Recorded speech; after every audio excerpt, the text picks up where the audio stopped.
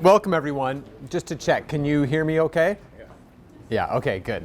All right, so I'm Ryan Quinn. I am the academic director of the Project on Positive Leadership at the University of Louisville. Come on in, don't worry about it. Hi, good morning. Good morning. You're absolutely fine. So I'm just going to do a quick introduction. So for anyone who's not familiar, the Project on Positive Leadership is an entity that's embedded within the College of Business at the University of Louisville. And we are hopefully, knock on wood, within the next couple of months, we will actually become an official center. So it'd be the Center for Positive Leadership if all goes well. And our mission as a center is to increase positive leadership in the world. And so one of the ways we do this among our various initiatives is to have these leadership tool showcases. And we're constantly working with our partners and friends to create tools that help leaders to exhibit positive leadership. And then we put on these showcases to get the word out. And so we both have people come so you can actually have the experience of using the tool and see if it's something that you want to use in your own practice or introduce in your organizations. But also because we record these so that way we can put it on YouTube and everybody can see, if you live in Timbuktu, if you still want to use these tools and have that opportunity as well. So that's one of the things, many other things that we're also involved in. We sponsor research projects on positive leadership. We have book clubs. So for example, we've organized a number of book clubs in the community for studying Ryan Gottfredson's new book that was just released last year. It's called The Elevated Leader, and it's about the idea, a lot of people, when we talk about developing leadership, including us, we talk about tools. But his argument is that picking up tools is a lot like adding apps to your iPhone. And sometimes what you need is not just to add apps, but to upgrade your operating system, or those apps aren't going to work very well. And what does it mean as a leader to upgrade your operating system? So we're having book clubs. Some of them are like company or organization book clubs. Some of them are like just our alumni getting together and reading the book. And then in February, he'll come as a speaker and actually present on his book, and those who read it, and it's open to everyone, so you're welcome. February, Ramey, 22nd. I always want to say 22nd or 24th. So you've got all that. But anyway, so I won't go on any further because you probably have all the information you need in the folder, but just letting you know who we are and what we do and why we do it. The other thing I want to do is especially thank our members of the Board of Advisors who are here. So we have Todd Creek from Focus, who also provided the Focus drinks that many of you are consuming. Good job. And then we also have Vivian Blade, and she does, Vivian has her consulting firm, and let's see, do we have other board members I'm missing in the group here? We don't. All right, that's everybody. And then also want to welcome Justine. She's the Director of Advancement for the University of Louisville, especially in the College of Business. And welcome everybody. Thank you for coming today. So Ramey is going to introduce our presenters today, and I'll turn it over to her. Morning. My name is Ramey Martin-Galiatovich. I'm the Administrative Program Director of the Project on Positive Leadership, and just welcome everybody. Just a few housekeeping items. If you need Wi-Fi, it's right there. You go for Conference Center, and then the password's right there. If you need to reach out to us at any point in time, if you have questions after today or just want to chat with us, we are ppl@louisville.edu, very simple email address. So we have three speakers today. We have Karen Newton, we have Alfred Frager, and we also have Daniel Montgomery. And so I'm going to introduce Karen first, and she's going to run us through a quick mindfulness exercise and talk briefly about the positive aspects of mindfulness. So while they're fidgeting with the PowerPoint, I'll just tell you briefly who I am and why I'm here. My name is Karen Newton. I did work for the University of Louisville for 18 years. I retired in 2018, and my position from 2007 to 2018, I was the Director of Health Promotion for Campus Health Services.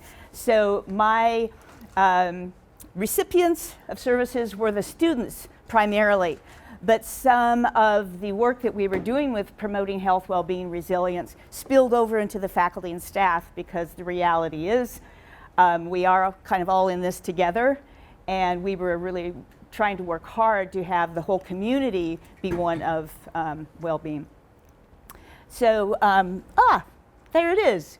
We're going to do a very brief experience with mindfulness in the context of positive leadership Just so you know, my credentials, Master's in Public Health is not miles per hour, and I am a registered dietitian nutritionist as well. These days, since retirement, I work a lot.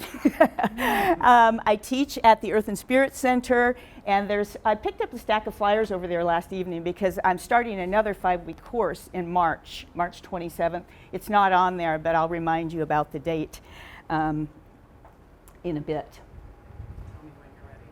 I'm ready. Okay.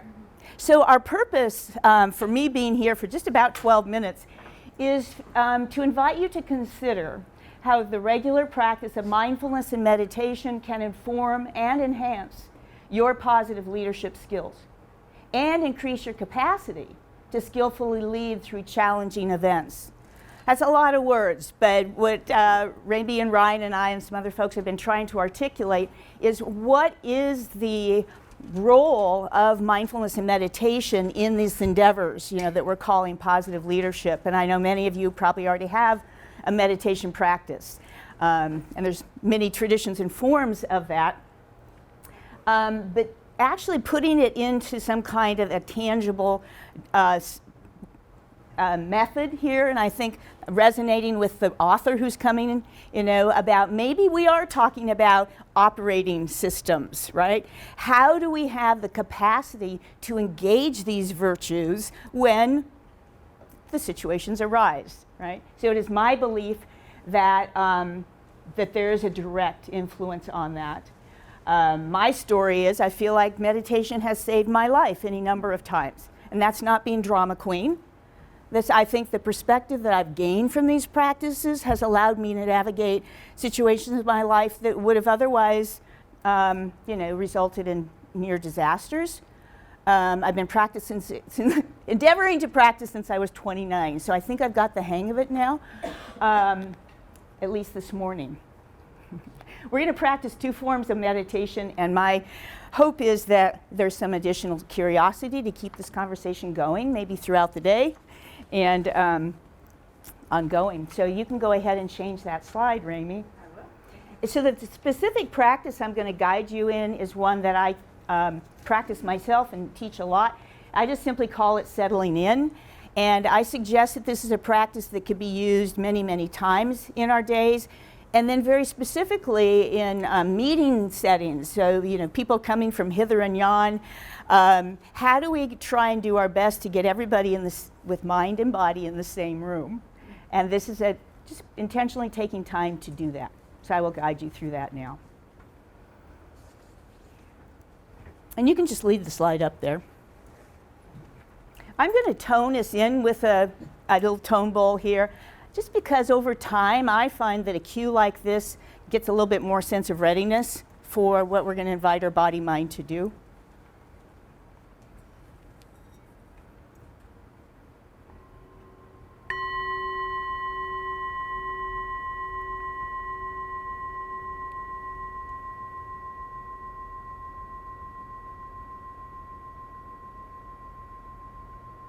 So this tone is an invitation to you to participate in settling in, acknowledging that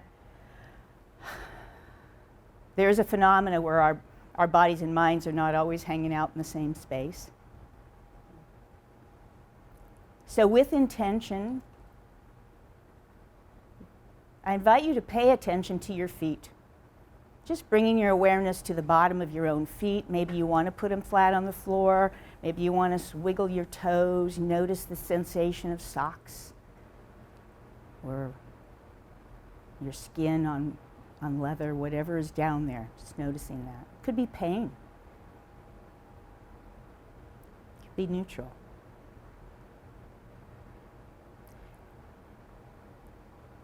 Now I invite you to shift your awareness to all the sounds you might hear in this room.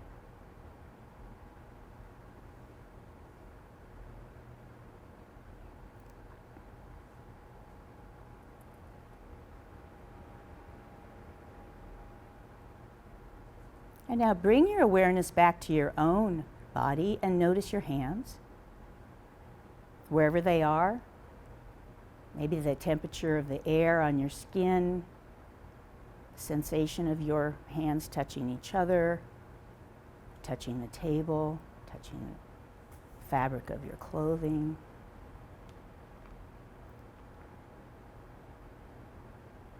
Becoming aware of that you are in this room with intention. You came on purpose here. And let's take this brief time to, in each of your own minds, state your intention for being here today.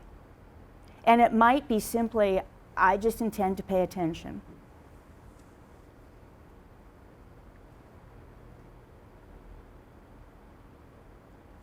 It could be a larger intention, such as Ruth King suggests when we meditate.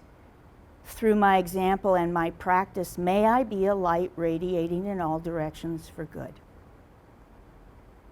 So state your own intention for being here.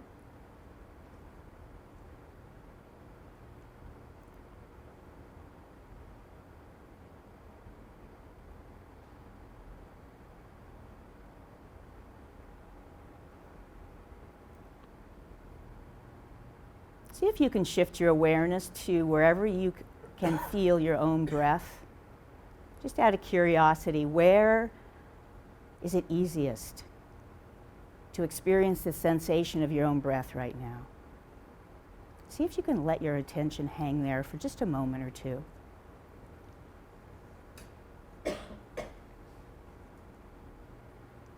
If other thoughts pop in, restate your intention and come back to your awareness of your breath, just for another moment or two.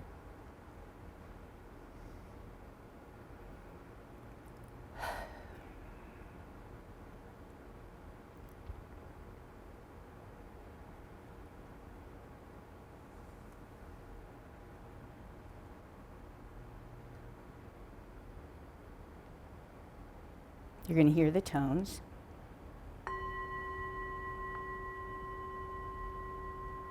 Restate your intention, please.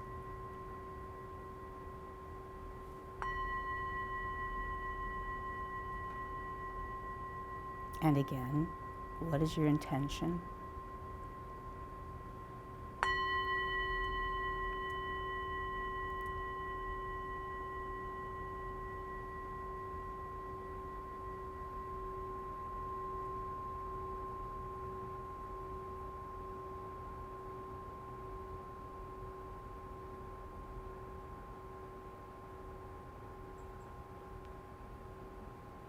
And if you can no longer hear the tone, then we'll consider that settling in practice complete.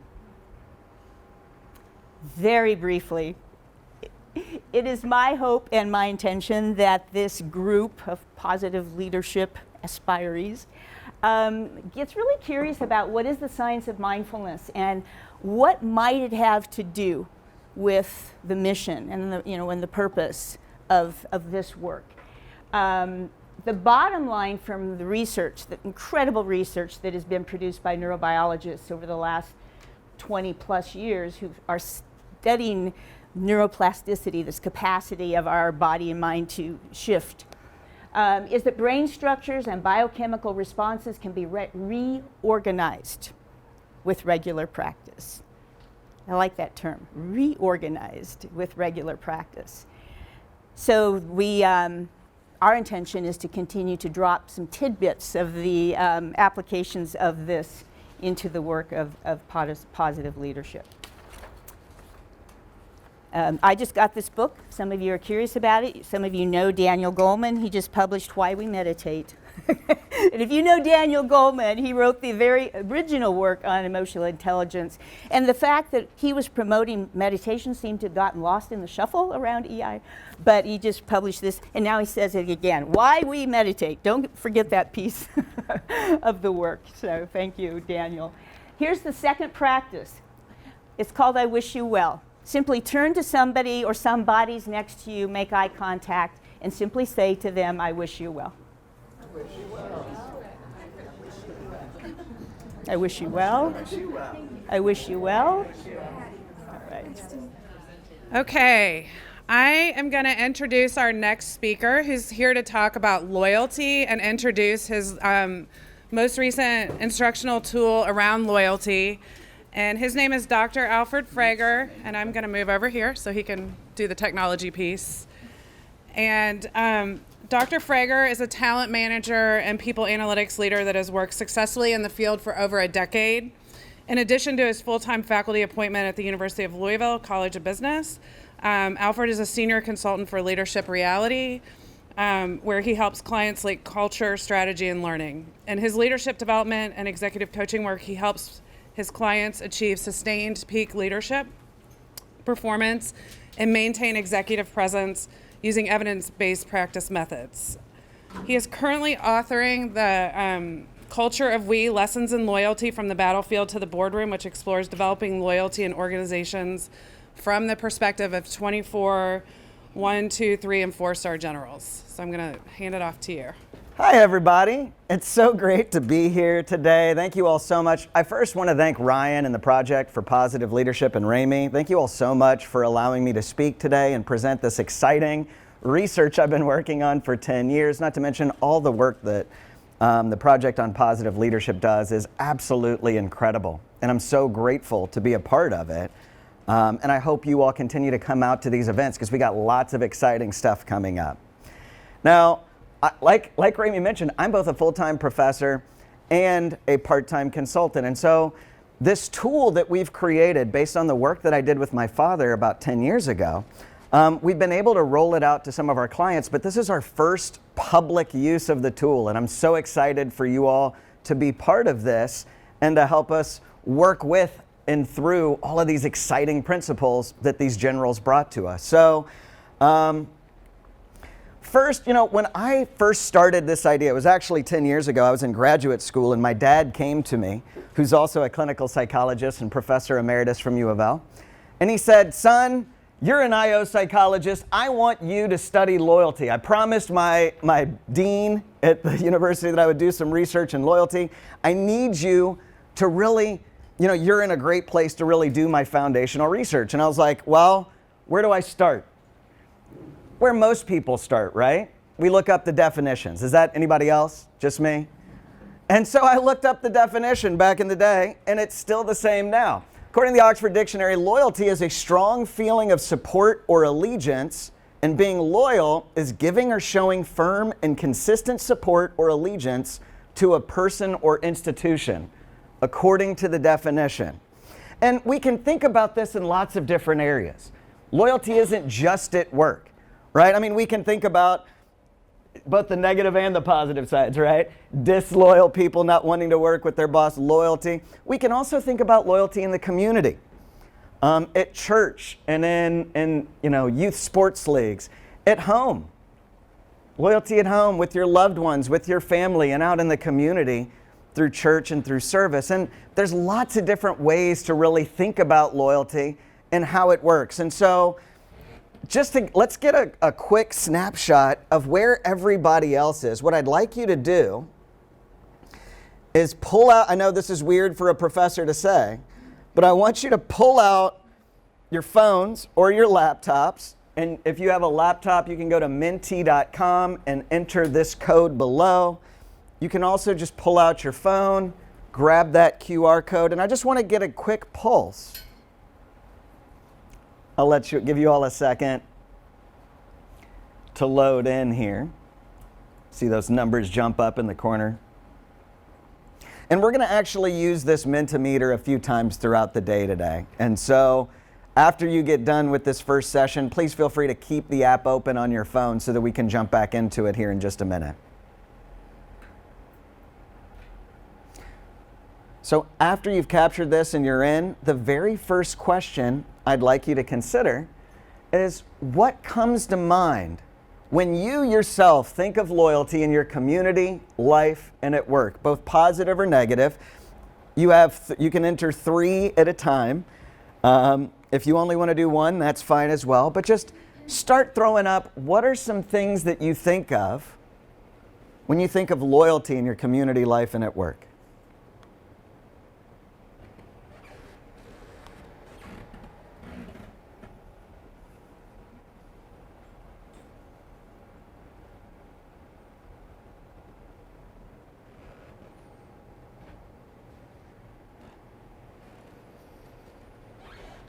Starting to come in. Trust is a big one. Absolutely. Love for another. Relationships. Commitment to each other. We've got commitment a couple different times, or committed. Allegiance, a passion. Ooh, I love that word. We're going to get into that here in just a minute. Passion and loyalty. Transparency and honesty. Empathy. There's so much here. When we think about loyalty, a solid foundation, affection, tenacity, action, not just words, a common goal, together for the long haul. Colonel Chamberlain, got your back, love for another, stability. It is a complex topic, and there is a lot going on. And I personally ran into some of the similar types of exercises when I first started thinking about, well, what is loyalty, right? It's all these things. There's a piece of commitment and trust. There's kind of action tasks about, well, you got to do this. You got to be a certain way. There's characteristics. The bottom line is that I found out very quickly it is an incredibly difficult thing to really pin down.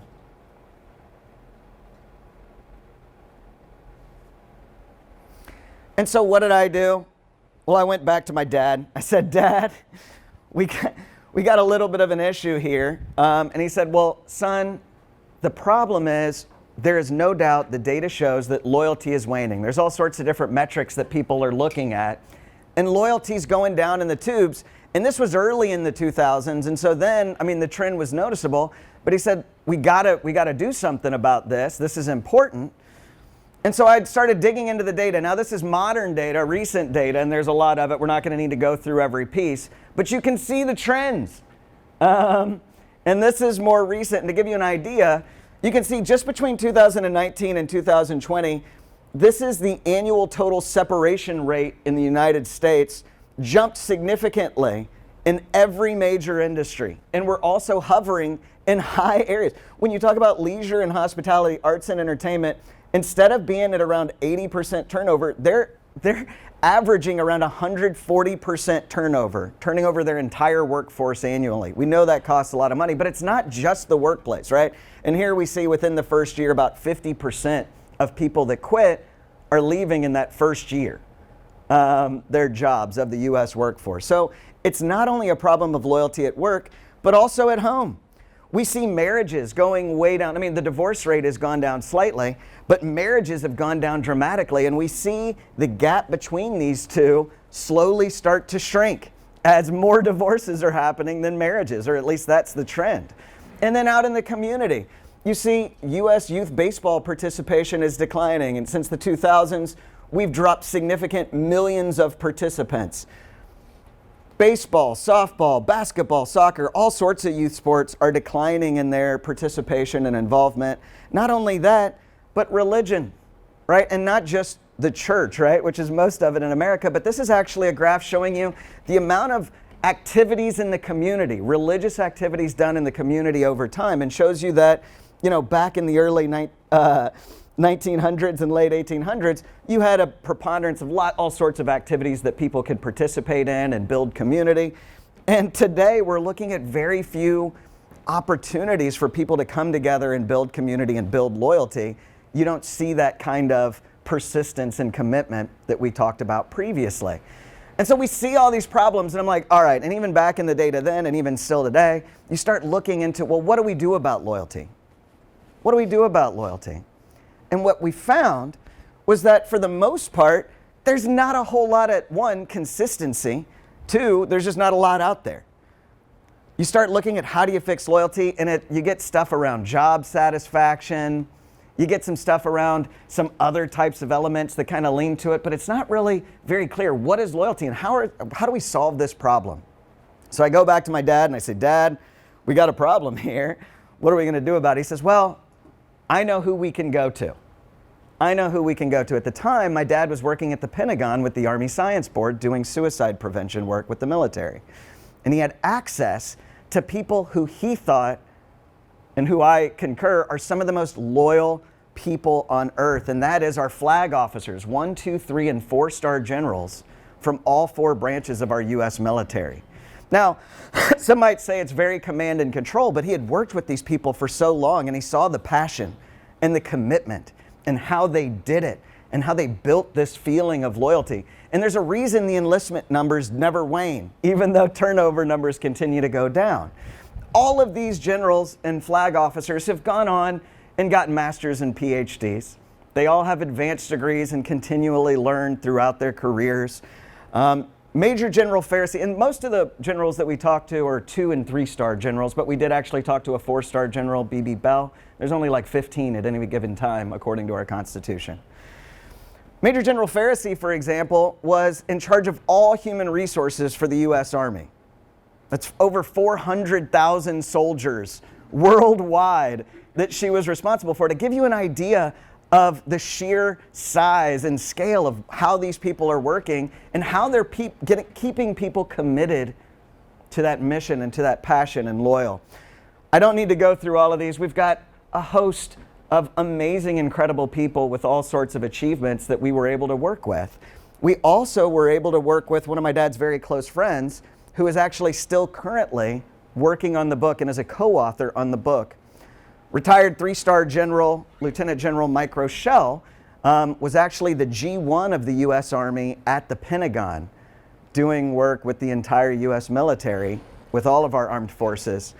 And so my dad, Dr. Stan Frager, in his scout uniform there, had access to all these generals, and he was close to them. And we said, all right, we know that there's a problem. We know that there's not a lot of solutions. Let's go out there and start collecting this. Now, me being a graduate student in Furman research said, all right, we got to have a method, and we've got to get through this very specifically and orderly so we can feel really good about our data. So we went out, my dad and I went out, and we went and interviewed 23 of these generals, 1, 2, 3, and 4-star. We got an hour and a half with each one. Now, these generals work in 15-minute increments. So to get an hour and a half was incredible. And we go around the country, we get all these interviews, we actually transcribe word for word all 23 hour-and-a-half interviews, and we did what's called a phenomenological qualitative study. Let's say phenomenology, let's say it together. Phenomenology, right? The study of experiences, really trying to understand the phenomenon. And so what we asked these generals was, tell us stories. Tell us stories about your experience. Don't tell me how you think what happened. Tell me about how you experienced loyalty, how it was developed. Give us specifics into what was done and what you were feeling and what you were thinking, and help us to understand your experience of the phenomenon. So to do that, after transcribing all of these interviews and really getting solid data, I had to go through every single comment, over 10,000 lines of data, and go through and thematically code, well, what are they talking about? After breaking down the data, we were able to come up with and identify common themes and put them together. But to give you a great example, this is actually a picture of Command Sergeant Major Booker. Now, me being, obviously a researcher, I was like, okay, we're capturing information from all these flag officers, but we haven't had the chance to also look at some of these enlisted soldiers. So in the military, you can rise as a private and go up to the highest rank from starting as a private is Sergeant Major. As an enlisted soldier, versus if you're an officer, you can rise up to general. So I wanted to see, hey, is it different rising through the ranks at a different level? And I asked Command Sergeant Major Booker, I said, all right, what is loyalty? What does that look like? Can you tell me a story? Give me an example. Command Sergeant Major, as you can see, is your stereotypical grunt. And he leaned back in his chair. He said, well, if my commander told me to jump off a cliff, I'd do it. I was like, all right, hold on a second. Hold on. That's a little bit much. It's very vivid, and I appreciate that, but can you tell me a little bit more about what's going on there? What's going on in your head? He said, well, I know my commander wouldn't tell me to jump off that cliff unless he knew I'd be okay and it was pertinent to the mission. Ooh, there's the magic sauce, right? And so we started really digging into the data, and we see consistency like this across all the generals. And the types of things that they talk about that were done to develop loyalty, and what it is and what kind of outcomes you can expect. And so based on all of this research and breaking it down, we actually came up with a new definition of loyalty. A new definition of loyalty, and this is the first time most people get to see it. And according to these flag officers, loyalty is a culture that exists when groups of individuals have a shared sense of belonging to mission and purpose, valued above themselves, as well as shared confidence that the group has the resources, the drive, the team skills and flexibility, and the ability to learn and adapt in order to overcome any obstacle in the way of that mission. Moreover, for this culture to persist and remain strong, it is characterized by frequent and honest expressions of humility, integrity, and sensitivity in everything done within the group as well as with external stakeholders. For these flag officers, loyalty is not toward a person or an institution, like identified in the Oxford Dictionary definition. Instead, loyalty is towards a principle or a mission. They talk about blind, I asked the generals about blind loyalty, and tell me about, and for them it was hard to conceptualize, because for them, it's not loyalty to a person. You're not being blindly loyal to a person when we talk about loyalty. You're being loyal to a principle. And so the concept of blind loyalty was weird to them, because never in their mind would they ever think about a person being the key principle to which they work towards. Instead, it's the mission. And so regardless of that person, and after looking at this definition and thinking about it, I'm like, wow, that's amazing. And what are all the things that these generals do to create it? Now, before we go on, what resonates with you all? This is a lot of words on the screen. This is quite a definition. This is a whole new way of thinking about loyalty. Expressions of humanity.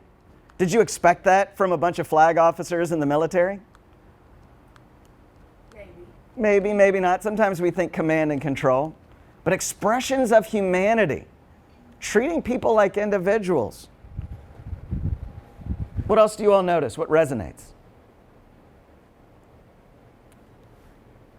Over here? Belonging, I think, is important, because even though you may belong to the military unit, belonging is very personal, it's very emotional. So I think belonging is another thing that stands out to me. Belonging being a key need. We go back to Abraham Maslow's hierarchy of needs, right?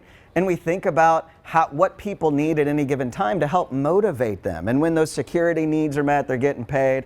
A key need right in the center of that model is belongingness. And we have this innate nature to belong and have meaning in life. It's Viktor Frankl 101, right? We have to find meaning in life. And these generals help us do it through work.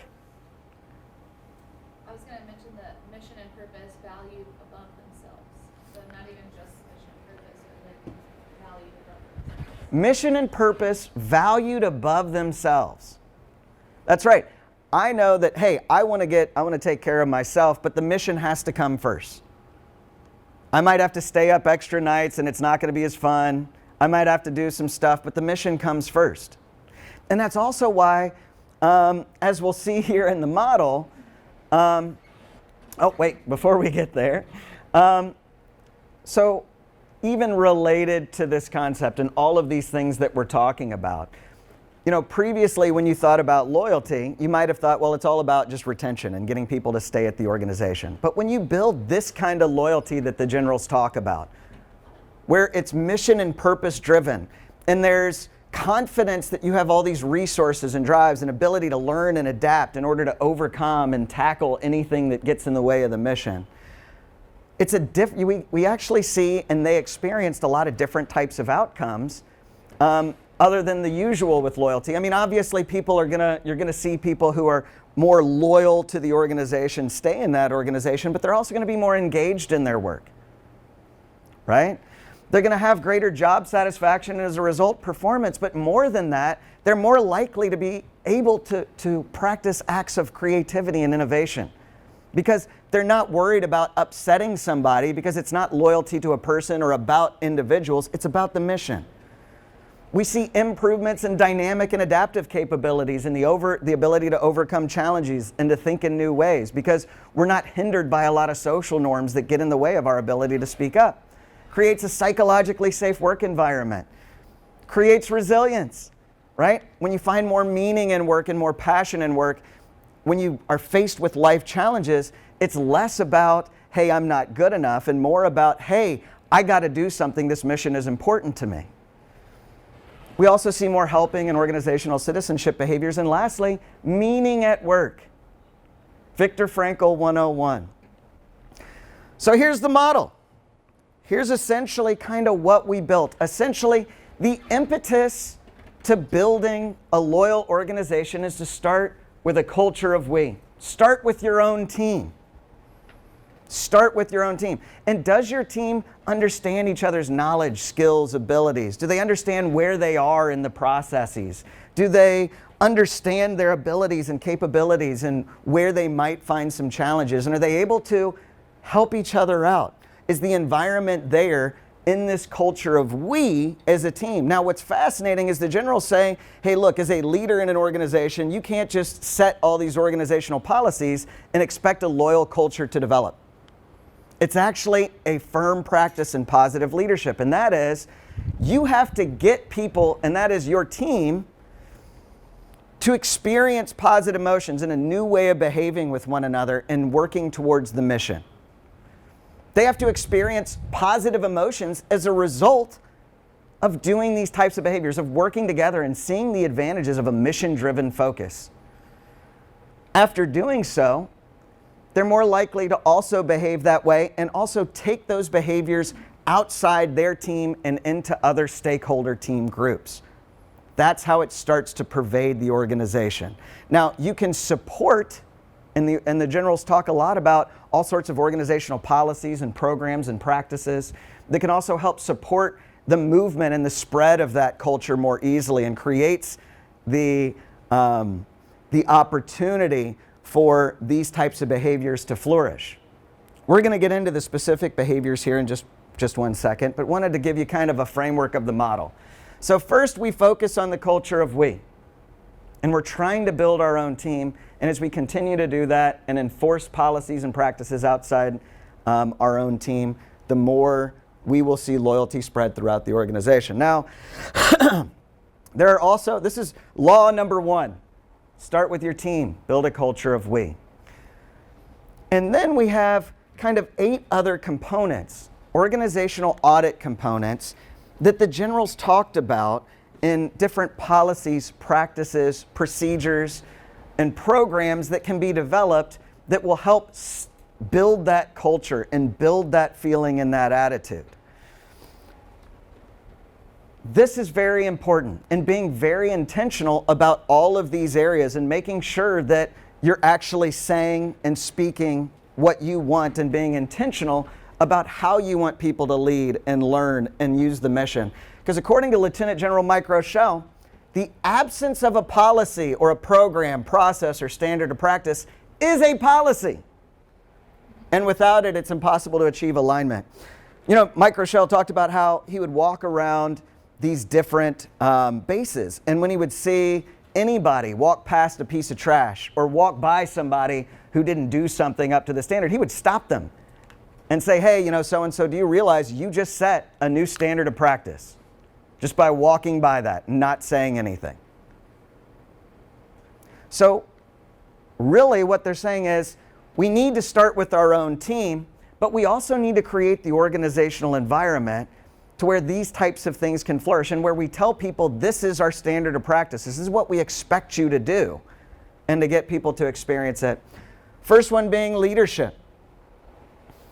First one being leadership. And what they're getting at there is not, I mean, look, the way that we did the study and the way we designed the research was to identify what specific policies, programs, and procedures that they identified and that they used in their battalions and their practices. Now we're talking about 60 to 400,000 people that they're monitoring, right? But what's fascinating is these concepts can also be used with individual contributors and supervisors as well. The concept that they talk about with leadership is that everybody needs to be a leader, and everybody needs to have the capability to be a leader.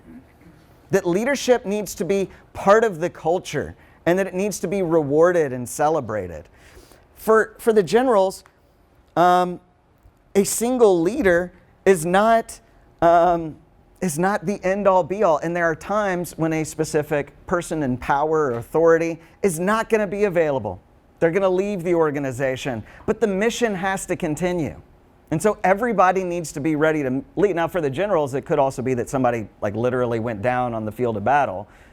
But it's the same kind of metaphor can be used in the workplace. Who knows? A bus could come and hit me tomorrow. Who's going to take over my classes? We got to have leaders ready in the wings, prepared to step up. Learning needs to be a center point and a culture within the organization. And even though you might not have a specific leadership development department, you as a manager can be thinking of my team. If I want to build a culture of we, how am I at least thinking about identifying learning needs and providing learning opportunities? Am I thinking about succession and mentorship and feedback and other types of areas that the generals talked about specifically? They talk about mission, right? What are the goals of the organization? Is everybody in line with it? Does everybody understand them and their piece of that mission so that they feel part of it, so that they feel belongingness with the rest of the group? Are they committed to that mission? And do they have confidence in the abilities of not only leaders, but their co-workers, in the ability to overcome obstacles, deal with resilience, and continue towards the mission? Now, with all of these things that you're doing, the generals also talk about needing to do it with humility, integrity, and sensitivity. Specifically, when they talk about humility, they're talking about, look, you don't want to take, as a leader or a manager, you don't want to take credit for team and group efforts.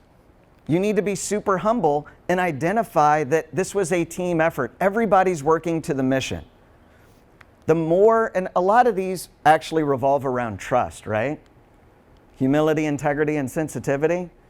You're doing things to help that everybody knows that they can trust you, that you're going to be loyal to the mission and continue to work through it, and that they can be confident in your abilities. Sensitivity, they're really talking about individuality, right? When I think about learning opportunities, am I thinking about what are the learning opportunities somebody down at the bottom need, not what I need, what I think they need up high. One of my favorite practices that the generals do related to sensitivity was that, I had a one-star general that commanded a battalion of 60,000 people. I think it was Brigadier General Colt. And he said, what I do is I have one person on my staff that one of their primary responsibilities is to find out who's having a birthday, who has a death in the family, what's going on. And then that general will personally go down and work with that individual and say, hey, I'm going to work with your boss and make sure you get time off.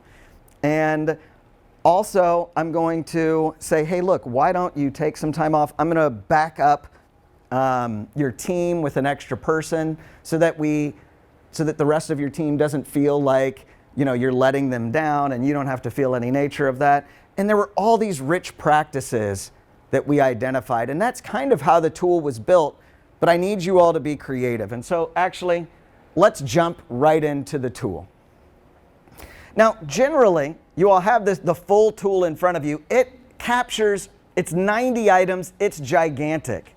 It is a big tool. We don't have the time today. I wanted to make sure that you understand how the tool works and how it was developed so that you can trust in using it. But generally, the way you'll start is you'll assess your team for the culture of we. And the culture of we is an index for the capacity of loyal in your organization.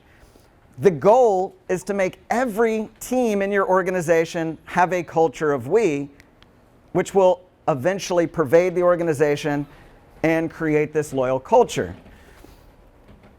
You can, if you would like to consider the percentage of teams in the organization within a culture of we, that can also give you more idea about the likelihood for these behaviors to spread through positive leadership. You then can use the full organizational component audit for the other 8 laws to go through and identify opportunities to develop the culture of we in your team, and or again, there are some things in there as well for larger organizational leaders to help them increase the ability for the organization to foster that culture quickly in every team and ultimately develop true loyalty. I need y'all to get creative. So like I said, the design of this tool and the fact that I identified policies and practices and procedures that the generals do doesn't mean that that's something you have to take word for word that practice. And so there's an opportunity here, even if you're not an organizational leader, to take some of these concepts and think about how you would roll it out with your team. And as much as possible, try to apply systems thinking, right? You want alignment, so you want to try to think about how there is an opportunity to fit some of these things together. It's a little bit more advanced for what we're trying to do today, and with practice you can get there. But you have to start somewhere, and you have to be intentional, is the bottom line. Because without policy, practice, and procedures, you're setting a policy. You're telling people that learning's not very important if you don't have programs and time for people to use it. So here's what we're going to do today. In our last 10 minutes, sorry, I get really excited about this stuff. I want you to think of a team that you work with regularly. So if you're a consultant, maybe think of a client that you work with on a daily basis in that team environment that you work with. But think of a team that you work with regularly. I'm going to have you all, we're going to do this separately in Menti, and we're going to do it all together. But I'm going to ask you all to complete the Culture of We Index in your workbook, thinking about that team. And then we might try to see if we can get to some of these other activities as well and get you all some practice in the tool. Okay. So back to Menti.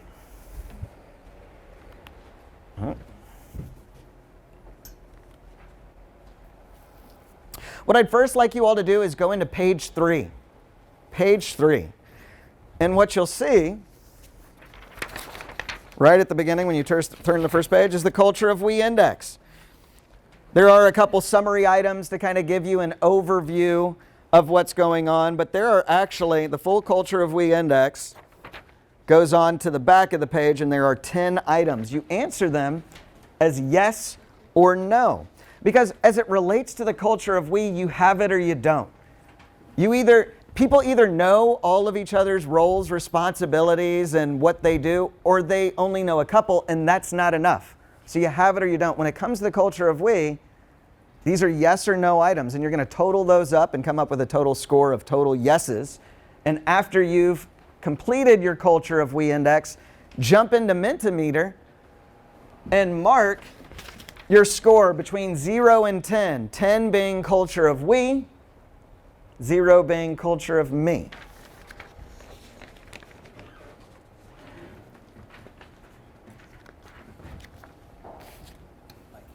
No problem.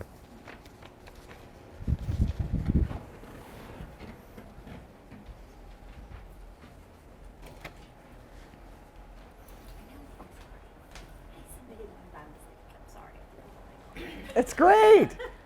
Don't feel sorry.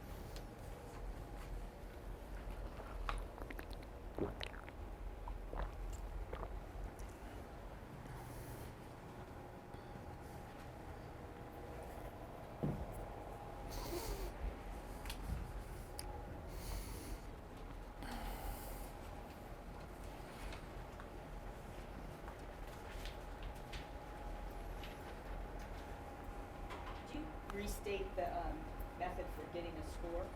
Yep, you're going to count how many yeses, and your total number of yeses will be your score. We're only going to do the culture of we. It's all right. Thank you.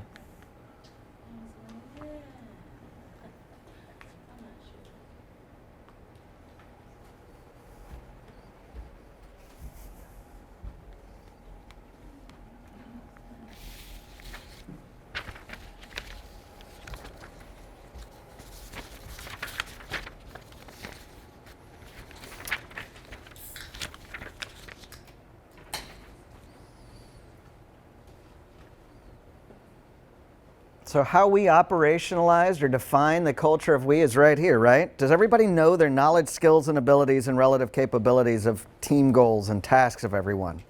Do they understand their capabilities and where they're at in accomplishing those goals? Because think about it, not only do you need to know what their goals are, but you need to know where they're at to know how you can help and how you can support and what kind of resources or what kind of motivation or inspiration and all these types of behaviors that the generals discuss as being important, learning, leading. You need all of these in place. And so really, even these people, I mean, I wasn't expecting somebody this high. This is really exciting. This gets me really excited. We don't see a lot of teams that are really that advanced. It's not normal. We've worked with a lot of clients. Daniel and I have a number of clients. I've been doing consulting for a number of years, and I can tell you, a team that says we have all these things is very hard. But this should have given you an idea, at least right off the bat, in thinking about how does our team work together. What are some aha moments, or just by taking this first culture of we index, what are some thoughts that came into your head? We don't even have team goals. So how are we going to think about our part of the mission and how we belong and how we're a piece of that mission and feel passion towards it if we don't even have team goals? That's right. And is that just a norm of using goals? Do people think that maybe it's too structured, or is there kind of a negative view on norms or on setting goals and using goals? Because I work for the government, yeah, so people become really apathetic, just because everything's a rule, everything is a goal, mission, or vision, and so they don't know which ones really apply to them directly, as far as the specific work that they do. Yeah, so there's awareness just right off the bat that the mission of the organization needs to be really defined and specific, and it needs to be felt everywhere. Because if we get these different messages and then we experience work differently, we might run into some challenges. Now, the culture of we gives you a good idea, first of all, to start thinking about your team and some things you can do immediately to start building loyalty in your team. Now, unfortunately, we don't have a ton of time today. And I really regret that, but I hope we get more time later to work together. I would love to help you with this. But the next step would then be to say, all right, let's look organizationally at what kind of structures, policies, procedures, and programs can help support the development of these different aspects to help build the culture of we. And throughout this audit, in all of those different areas, you can actually start leaning into and identifying the practices, policies, and procedures that the generals saw as being incredibly important to doing this work. Okay, now unfortunately, again, we didn't get to go into the actual components. What you would do after doing the culture of we is start looking at doing these audits, look at all 8 components and saying, all right, let me think about what these audits are saying, what my low points are, and where is there some type of alignment between what we're trying to do here and what I'm trying to build in my team. And that can really help you focus in on what area to develop first. Now, this is a lot of stuff, and you can't possibly create a program to do all of these things all at once. But hopefully you can start thinking about, what can I do right now to start us on the path towards culture of we? What practices, what social norms do I need to break down to start getting us thinking about mission differently and how we work together? And so what I'd like you all to do, just based on the model that we've talked about today and the little bit of work that we got to do in the tool with the culture of we index, is there one thing that you can think of to implement today in order to start developing your culture of we and ultimately loyalty toward your mission? And I'd love to hear from individual contributors and team leaders who might have different aspects and thoughts around, hey, maybe I don't have a learning and development department, but I want to make sure that every single one of my employees on my team has at least X amount of minutes per month to work with and learn something that they want to learn. There's lots of creative ways to still take the concepts and use them at every level of the organization. a formal mentoring program. Assess and understand your organization and where you're at. Absolutely. Cross-training is a great way to help people understand each other's roles and responsibilities and how difficult it is to do different tasks on the team. Break down the team goals versus organization and individual. Make sure people understand where they fit so that they know how they contribute to the mission. Have the team really talk about what our mission is and how we fit within the bigger picture. And you know, I even have some organizations that say, oh, well, that's easy for nonprofit or the military. That's an easy mission to get part of. But, you know, there's a great example even that we use all the time here at the university, and that's with KFC. And their values at KFC, and this is a profit, you know, you would think, how can you get employees at KFC really excited about a mission? Their passion is in food and in the food environment. And they talk about that their values and what their mission is to improve sustainability of food development and creative new ways to develop food. And there's lots of ways, if that's truly your mission, to do that through sustainable development events, through marketing and PR, so many different ways. And to get employees at the lower level excited about, hey, look at all these awesome things KFC is doing to help the food industry and the food ecosystem. We got lots of great ideas up here. Ask your team members these questions in the culture if we audit, and then ask them to collaboratively find ways to turn a no into a yes. Exactly, give everybody the opportunity to lead. Again, I apologize. This was a lot of content in a very short amount of time, obviously, and I wanted to make sure that you all understood a little bit about the concept so that you all can then take this tool and start running with it. If you have more questions or concerns when you start using the tool, I encourage you to reach out to me. I am a full-time professor at U of L, and so you can find me on campus, or you can reach me at alfred.frager@louisville.edu.